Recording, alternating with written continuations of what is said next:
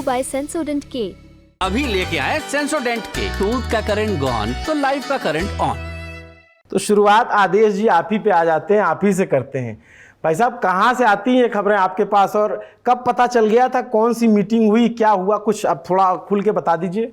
राहुल गांधी ये चाहते थे बेसिकली कि उन्होंने रायबरेली के लिए हाँ करने से पहले एक शर्त रखी थी, उसका जवाब मुझे अभी तक नहीं मिला है। वो शर्त ये थी, खड़गे साहब ने कहा कि अगर हमने उत्तर भारत को छोड़ दिया और ये दोनों सीटें छोड़ दी तो हमारा संदेश काफी खराब जाएगा, अभी 5 चरणों के मतदान बाकी हैं।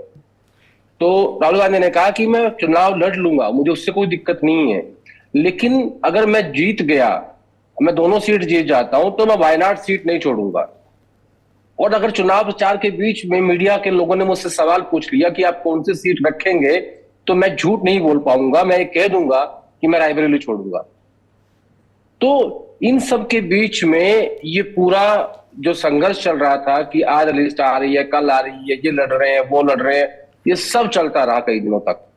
और आखिर में इस बात का सोल्यूशन ये निकला कि इस बात का फैसला हम अभी नहीं करेंगे, इस बात का फैसला हम देश के चुनाव परिणामों के बाद करेंगे कि 4 जून को देश क्या परिणाम देता है, इंडिया ब्लॉक की कितनी सीटें आती हैं, कांग्रेस पार्टी कितनी सीटें बढ़ती है, बीजेपी कितनी घटती है, या प्रधानमंत्री फिर से 300 सीट लेके आते हैं। इसका फैसला तब करना चाहिए, इसका फैसला आज की तारीख में नहीं करना चाहिए, क्योंकि आज कुछ भी कहना ठीक नहीं होगा।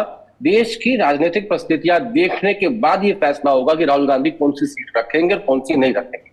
तो जब इस बात से राहुल गांधी सेटिस्फाई हुए, तब उन्होंने इस सीट के लिए हाँ की। और रात को 11:30 बजे मेरे पास फोन आया कि पहले व्हाट्सएप आया, फिर एक मैसेज आया और दोनों में लिखा हुआ था रायबरेली, एक में आरबी लिखा हुआ था और एक में रायबरेली लिखा हुआ था। तब जाके मैंने 25 अप्रैल को एक ट्वीट किया था। उसके बाद से मैंने कल रात को फिर एक ट्वीट किया कि राहुल गांधी रायबरेली से चुनाव लड़ेंगे।